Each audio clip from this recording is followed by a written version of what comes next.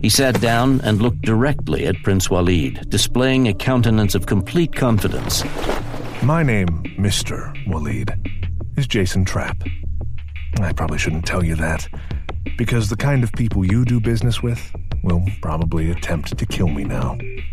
His mouth opened wide to curse out those around him, but Trapp took the opportunity to strike, rising from his seat. I think, Mr. Walid, it's about time someone saved you from yourself.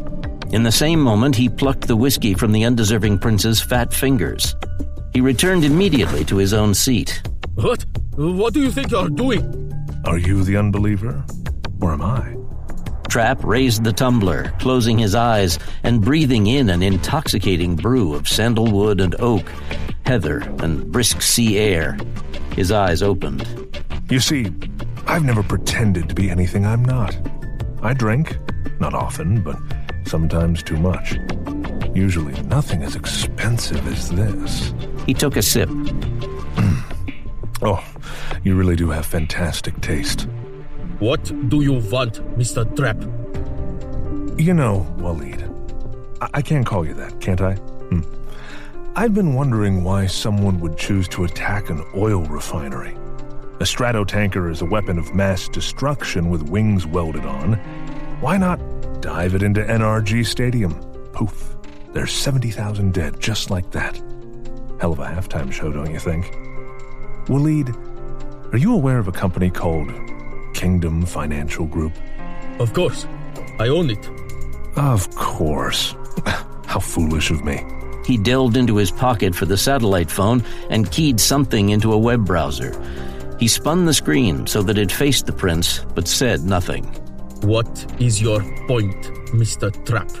My point, Walid, is that KFG has petrochemical investments in this very country, along with the UAE, Ghana, Morocco, the list goes on.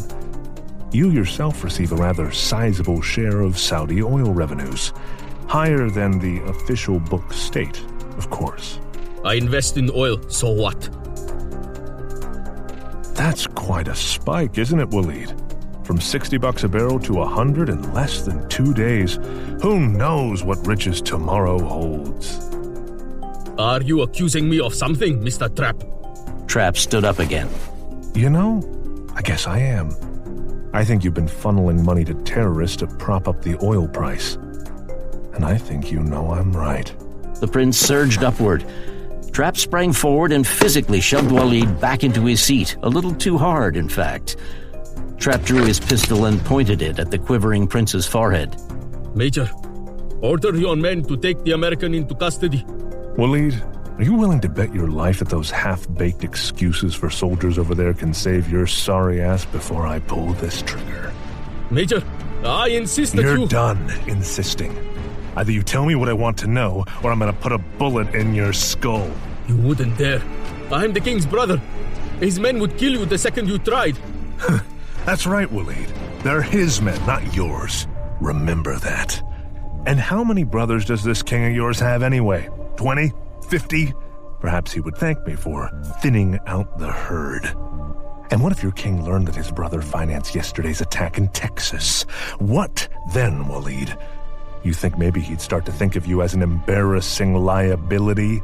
Maybe it would be better for everyone if you simply disappeared? Trapp took a pace forward, rested the muzzle of the pistol on the prince's sweaty forehead, and leaned forward to whisper in his ear. Walid, I'm going to give you a choice. I want to know who else you sent money to. Names, amounts, dates. If you tell me, I'll let you go. I want you out of the murder business, period. I've done nothing.